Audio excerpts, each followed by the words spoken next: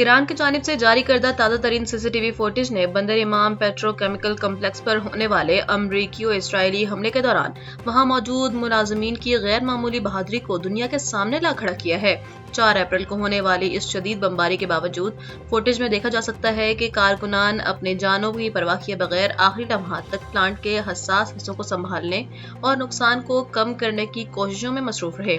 मुलाजमीन ने फिजाई हमलों के दौरान अपनी जिम्मेदारियां तर्क करने के बजाय प्लांट को बड़े हादसे से बचाने की कोशिश की। ईरान के इस सबसे बड़े सनती मरकज की पैदावार हमलों के बाद मुकम्मल तौर पर बंद हो चुकी है। हमले में वो 2 अहम प्लांट्स तबाह हो चुके हैं जो कम्प्लेक्स की 50 से जायद फैक्ट्रियों को बिजली, गैस और सनती पानी फराहम करते थे। ये सनती मरकज सालाना 72 मिलियन टन मसनूआत तैयार करता है और इलाके के 3 लाख अफराद के रोजगार का वाहिद सहारा है। यहाँ से पॉलीमर्स, प्लास्टिक, खाद, टेक्सटाइल और तिब्बी सामान के लिए खाम माल फराहम किया जाता था। इसराइली बहरिया ने गजा के लिए इमदादी सामान ले जाने वाले बैनुल अक़वामी बहरी काफिले ग्लोबल स्मूथ फ्लोटेला को बैनुल अक़वामी पानियों में रोककर 2 गैर मुल्की इमदादी कारकुनों को हिरासत में ले लिया है। इसराइली वजारत खारजा के मुताबिक गिरफ्तार किए गए अफराद में हिस्पानवी शहरी सैफ अबू कुश्क और ब्राजीली शहरी थियागो ओविला शामिल हैं, जिन्हें पूछताछ के लिए इसराइल मुंतकिल कर दिया गया है। इसराइल का दावा है कि ये दोनों कारकुन एक ऐसी तंजीम से वाबस्ता हैं जिसके हमास से रवाबित हैं और जिस पर अमेरिका ने पाबंदी आयद कर रखी है। इमदादी काफिले को गजा की समुद्री हुदूद में दाखिल होने से पहले ही रोक लिया गया। हिस्पानवी और ब्राजीली शहरियों को कानून नाफिज करने वाले इदारों के हवाले किया गया। इसराइल का मौक़िफ़ है कि ये कारकुन इमदाद की आड़ में हमास से मुंसलिक ममनुआ तंजीम के लिए काम कर रहे थे। ग्लोबल स्मूथ फ्लोटेला का मकसद महसूर गजा के शहरियों तक इंसानी हमदर्दी की बुनियाद पर जरूरी सामान पहुंचाना है। वज़ीर मुमलिकत और chairman Pakistan virtual assets regulatory authority Bilal bin Saqib ने पाकिस्तान में डिजिटल करेंसी और ब्लॉकचेन टेक्नोलॉजी के हवाले से एक अहम हुकूमती पॉलिसी का ऐलान किया है। Lahore university of management sciences में मुनक़िदा समिट से खिताब करते हुए उन्होंने वाज़ेह किया कि हुकूमत डिजिटल असासाजात के शोबे को ग्रे मार्केट से निकालकर बाकायदा दस्तावेजी मईशत का हिस्सा बनाने के लिए कानूनी फ्रेमवर्क और लाइसेंसिंग के अमल पर तेजी से काम कर रही है। उन्होंने इस बात पर जोर दिया कि ये टेक्नोलॉजी न सिर्फ मालियाती शोबे बल्कि गवर्नेंस और सप्लाई चेन में भी इनकलाब लाने की सलाहियत रखती है। पिवारा के तहत डिजिटल असासाजात के लिए लाइसेंसिंग और तहफ़्फ़ुज़ फराहम करने वाला कानूनी ढांचा तैयार किया जा रहा है। वज़ीर आज़म शहबाज शरीफ के विजन के मुताबिक डिजिटल मार्केट को मुल्क की मईशत का अहम सतून बनाया जाएगा। आलमी मंडी में मुकाबले के लिए पाकिस्तानी नौजवानों को डिजिटल महारतों से आरास्ता करना तरजीह है। ब्लॉकचेन, मसनूई ज़हानत और रोबोटिक्स के शोबों में सरमायाकारों को हर मुमकिन ताउन और तहफ़्फ़ुज़ फराहम किया जाएगा। टेक्नोलॉजी के आलमी लीडर्स अब पाकिस्तान को एक उभरती हुई डिजिटल मार्केट के तौर पर देख रहे हैं। अमरीकी महकमा दिफा पेंटागन ने मसनूई ज़हानत के मैदान में एक बड़ी पेशरफ्त करते हुए दुनिया के 7 मारूफ AI कंपनियों के साथ अहम मुआहिदों पर दस्तखत कर दिए हैं। वाशिंगटन से मौसूला इत्तलात के मुताबिक इन मुआहिदों का बुनियादी मकसद अमरीकी फौज को जदीद तरीन AI टेक्नोलॉजी से लेस करके एक ऐसी AI फोर्स की तश्कील देनी है जो मुस्तकबिल के जंगों के तकाज़ों से हम आहंग हो। पेंटागन का मानना है कि ये टेक्नोलॉजी मैदान जंग के तमाम शोबों में अमरीका के फैसला कुन बरतरी को बरकरार रखने के लिए नागुज़ीर है। मशरिक़ वस्ता में जारी जंग और कशीदगी के असरात अब बरतानवी निज़ाम सेहत के लिए संगीन चैलेंज बनकर सामने आ रहे हैं। बैनुल अक़वामी सप्लाई चेन में तात्तुल और माल बर्दारी के अखराजात में इजाफे की वजह से बरतानिया भर में फार्मेसियों में जिंदगी बचाने वाली अहम अद्वियात में शदीद किल्लत पैदा हो गई है। माहिरीन सेहत ने खबरदार किया है कि अगर ये बहरान फौरी तौर पर हल न किया गया तो कैंसर, मिर्गी और ब्लड प्रेशर जैसे अमराज में मुब्तला लाखों मरीजों की जिंदगियां खतरे में पड़ सकती हैं। मशरिक़ वस्ता के बहरान की वजह से बहरी और फिजाई रास्तों से होने वाली तिजारत मुतासिर हुई है। ईंधन की कीमतें बढ़ने से अद्वियात की तरसील के अखराजात बढ़ गए हैं, जिससे कीमतें आसमान को छू रही हैं। फार्मेसियों को शिकायत है कि हुकूमत की जानिब से मुकर्रर करदा कीमतें मार्केट की मौजूदा कीमतों से कम हैं, जिसकी वजह से वो अद्वियात खरीदने से कासिर हैं। कैंसर और मिर्गी जैसी अद्वियात की आलमी सतह पर सप्लाई मुतासिर होने से बरतानिया में उनका स्टॉक खत्म हो रहा है। سعودی حکومت نے حج 2026 کے لیے ایک بڑی پالیسی تبدیلی کا اعلان کرتے ہوئے عازمین حج کے لیے عمر کی کم از کم حد مقرر کر دی ہے۔ اس فیصلے کے تحت اب 15 سال سے کم عمر افراد حج کی سعادت حاصل نہیں کر سکیں گے۔ پاکستان ایئرپورٹ اتھارٹی کے ترجمان کے مطابق اس پابندی کا اطلاق 3 مئی 2026 سے ہو رہا ہے۔ جو عازمین 27 مئی 2026 تک 15 سال کی عمر مکمل نہیں کریں گے وہ سعودی عرب کے سفر کے اہل نہیں ہوں گے۔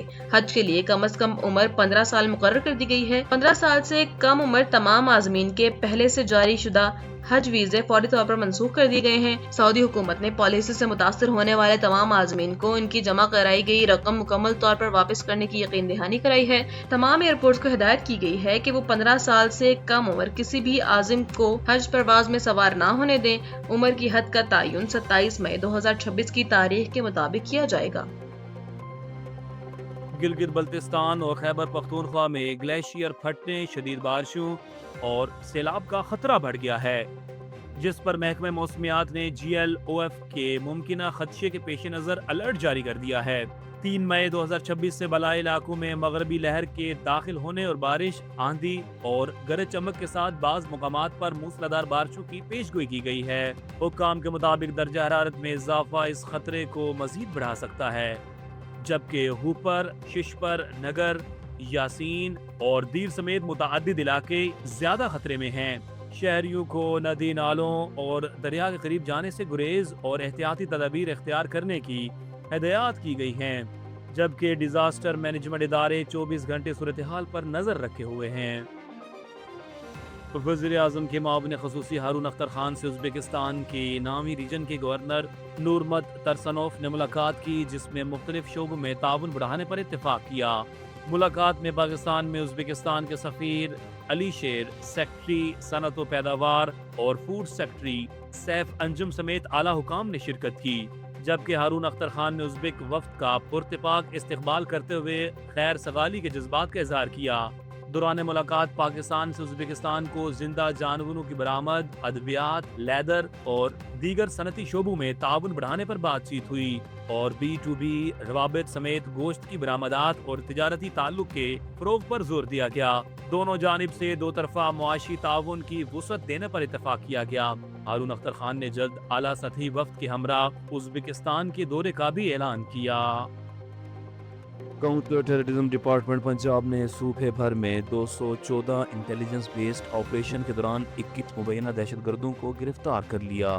کارروائیاں لاہور، شیخوپورہ، گجرانوالہ، خانیوال، میاں والی، ٹوبہ ٹیک سنگھ، ملتان، گجرات، پاکپتن اور بہاولپور سمیت مختلف شہروں میں کی گئیں۔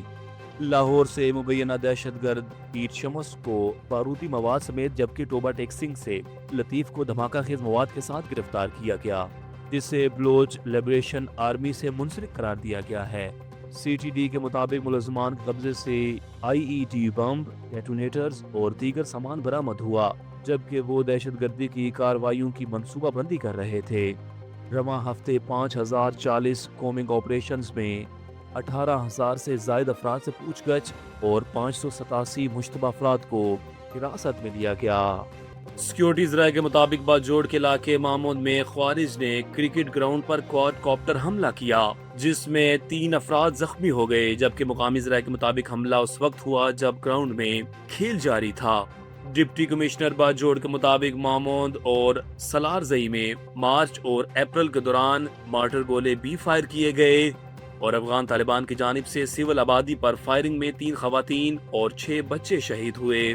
سیکیورٹی ذرائع کے مطابق فورسز خوارج اور افغان طالبان کے خلاف بھرپور جوابی کارروائیاں جاری رکھے ہوئے ہیں اور ان کی پوسٹوں اور انفراسٹرکچر کو نشانہ بنایا جا رہا ہے۔ پاکستان سپر لیگ سیزن 11 کے دوسرے ایلیمنیٹر میں حیدرآباد کنگز مین نے سنسنی خیز مقابلے کے بعد اسلام آباد یونائیٹڈ کو 2 رن سے شکست دے کر فائنل کے لیے کوالیفائی کر لیا۔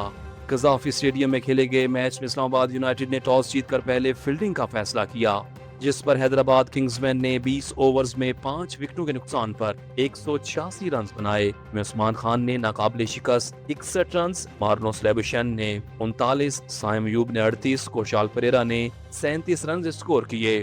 جواب میں اسلام آباد یونائیٹڈ ہدف کے تعاقب میں 7 وکٹوں پر 184 رنز بنا سکی، جہاں مارک چیپمین نے 43، حیدر علی نے 31 اور کیون کانوے نے 30 رنز بنائے۔ آخری اوور میں حنین شاہ نے صرف 6 رنز کا کامیابی سے دفاع کرتے ہوئے اپنی ٹیم کو فائنل میں پہنچایا، اور واضح رہے کہ فائنل میں حیدرآباد کنگز مین کا مقابلہ پشاور زلمی سے اتوار کو لاہور میں ہوگا۔